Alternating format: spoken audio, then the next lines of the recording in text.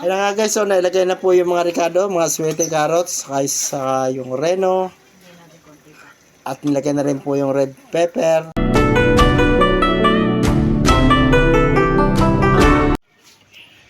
Magandang araw mga idol.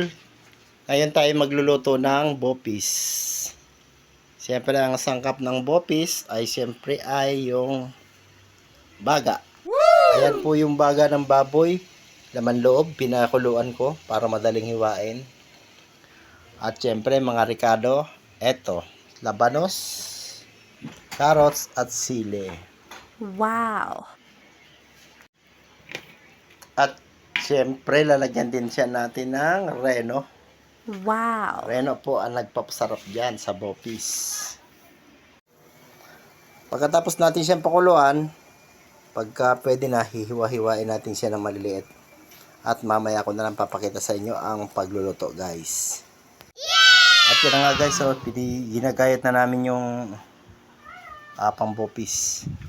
Kailangan dito kasi medyo maliliit ang gayat. Hindi maganda pag malilaki. Ayan yung labanos. Parang giniling yan. Maya lang guys at sasalang na namin. At tapos na nga ako guys dito sa laman loob sa mga baga atay. Dito naman po tayo ngayon sa ricado, sa carrots at sa labanos.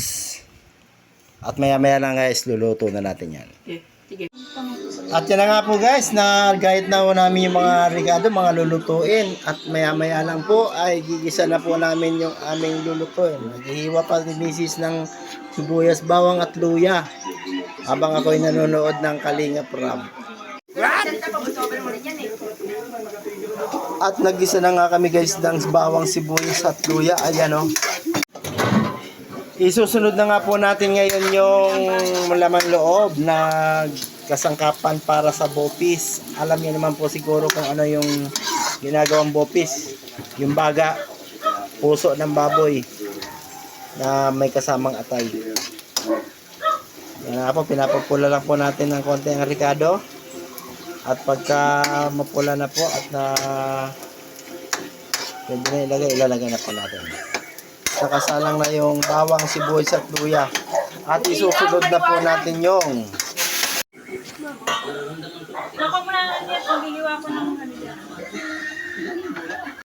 at nilagay na nga namin guys yung karne ng bopis. Medyo napapansin nyo, medyo mapula-pula kasi pagkulo po niya kanina yung pinakagitna kaya medyo malugo pa. Pero lulutuin naman po yan guys. Ayan, halo lang. Lulutuin lang muna yan. At tapos tatakpan at mamaya babalikan. Lagyan po natin ng paminta, ng timpla, mga pampalasa. Ayan.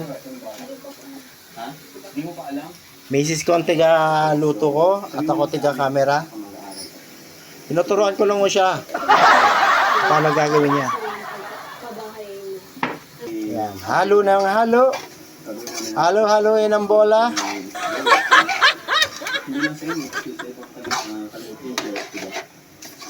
At pagkatapos po yung haluin, tatakpan at babalikan.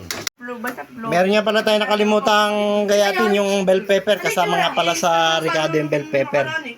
Habang niluluto pa naman yung laman loob, nagayat pa tayo ng bell pepper at ihahabol na lang natin. Ayan, kumukulo na po siya. Maya po natin, balikan natin siya. At yan na nga po, binalikan po natin at medyo galing na siya, kumulo na po siya. At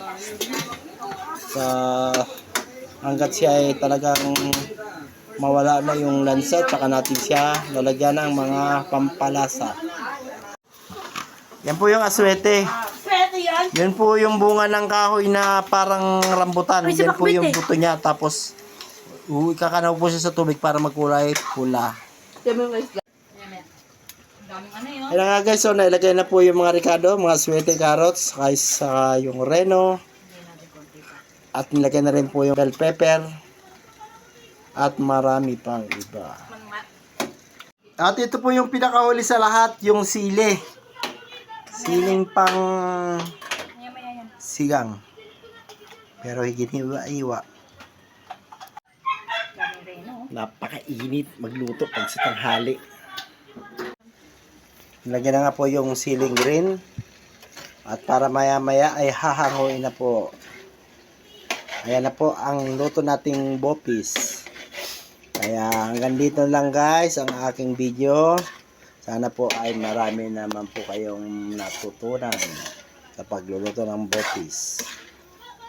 Ako po ay nagpapasalamat sa mga nanonood ng aking video, mga nagpapalo ng aking page, mga nagre-react at mga nagla-like. Bye bye.